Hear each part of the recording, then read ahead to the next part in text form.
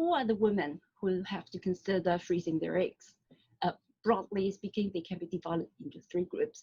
Women who are coming forward to donate their eggs, women with medical indications to freeze their eggs, or women who are actually healthy but want to defer childbearing to a later time in their life. We'll discuss these applications one by one. First, we look at women who are coming forward to donate her eggs. So when such a woman appears, we can actually perform egg donation in fresh cycle. And that means that we harvest the donor's egg, fertilize the eggs with the recipient's partner's sperm, and transfer any resultant embryos back into the recipient's uterus in the same cycle. In order to do this, we have to synchronize the donor's and the recipient's menstrual cycles by using hormones. Needless to say, both the donor and the recipient have to be available for treatment during this period of time. And this can sometimes cause inconvenience to one or both of the parties involved. And the treatment and the arrangements can be costly. Alternatively, we can harvest the donor's eggs and freeze the eggs to form an egg bank.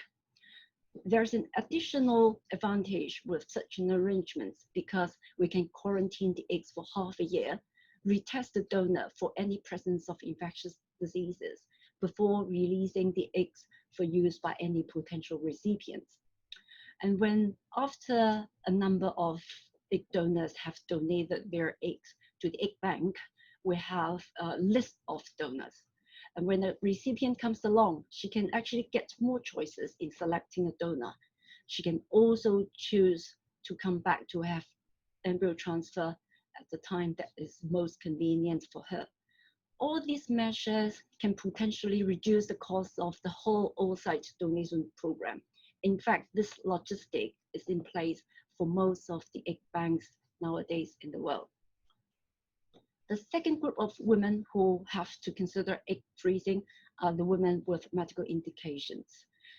They may be having a medical condition that will destroy their ovaries, or they are about to receive a medical treatment that is potentially gonadotoxic. Under this category of patients, the group of patients who have received the most attention are the women with breast cancer. Why? Because breast cancer is quite common, and a significant proportion of breast cancer women are actually women in their reproductive age.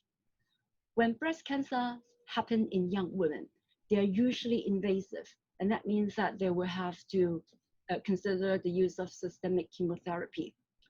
The most commonly used chemotherapeutic agent for treating women with breast cancer is cyclophosphamide. This agent is very notorious for damaging the primordial follicle pool, leading to reduced ovarian function or even ovarian failure after the woman has completed the chemotherapy treatment. Even if the woman does not have to use chemotherapy, if her tumor is ER positive, she has to go on tamoxifen for 5 years or even 10 years now. So when she comes off the tamoxifen, she will be in her mid-45 or even later. And that's when her fertility window is over. So when a woman is successfully treated for her cancer, she is now challenged with yet another problem, that is infertility.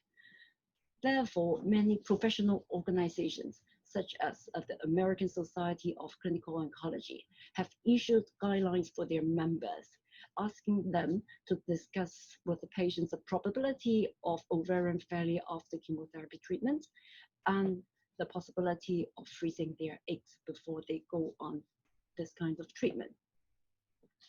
Now, when the patient with breast cancer comes to freeze her eggs, there are special considerations.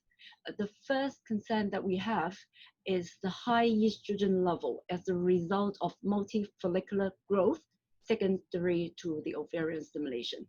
The high running estradiol level will cause concern because theoretically it can stimulate the growth of any residual cancer cells in the woman's body. The way to combat this problem is to give the women concomitant aromatase inhibitor treatments.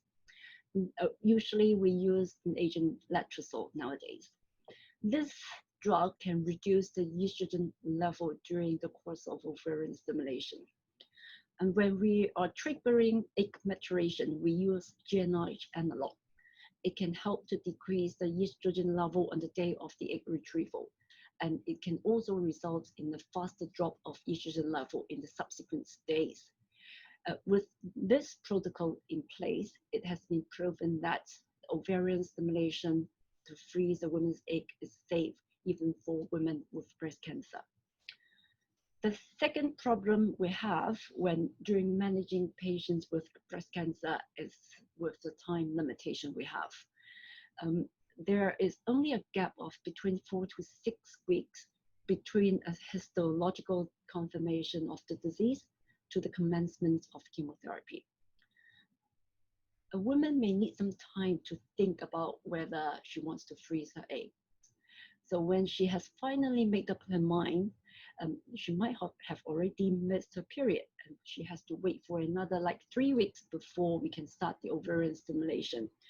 She can only have time for one cycle of egg harvest. In order to overcome this problem, there are some new novel stimulation protocols developed. The first one is called the random start protocol, in that we just start the ovarian stimulation on any day of the menstrual cycle. The second method is called the double stimulation protocol, in that we still start the ovarian stimulation during the early follicular phase, harvest the eggs, but right after the egg retrieval, we start a second round of ovarian stimulation and other egg retrieval around 10 days later. In other words, we can have 2 egg retrieval procedures within 4 weeks. The third is a combination of the first 2. So all these protocols are developed in an attempt to maximize the number of eggs that we can freeze for a particular woman before she goes into chemotherapy. Why is it important to freeze that many eggs? We will come back to this issue later. Apart from patients with breast cancer, who else that have to consider freezing their eggs for medical reasons? As gynecologists, there's a big group of patients who may have a lot of times overlooked. These are the patients with benign ovarian cysts. The presence of the cyst itself in the ovary can already destroy the normal ovary to a certain extent, especially if the cyst is a big one, if there are multiple cysts, if the cysts are bilateral. The damage will be even more significant if the woman has to consider ovarian cyst surgery. So perhaps nowadays when we are counseling women for ovarian cyst surgery, we should add one more possible complications to the surgery, that is a damage done to the normal ovarian function.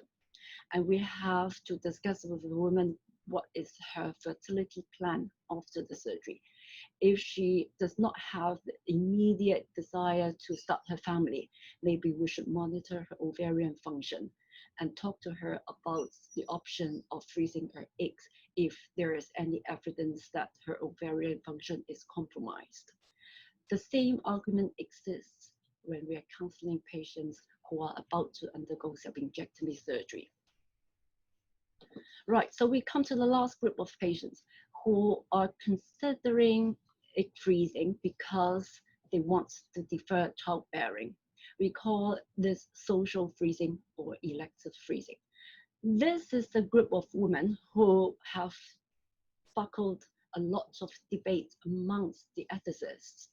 So those who say, yes, we should provide this service to these women, healthy women, they argue that egg freezing increases reproductive options for women, thus enhancing their reproductive autonomy.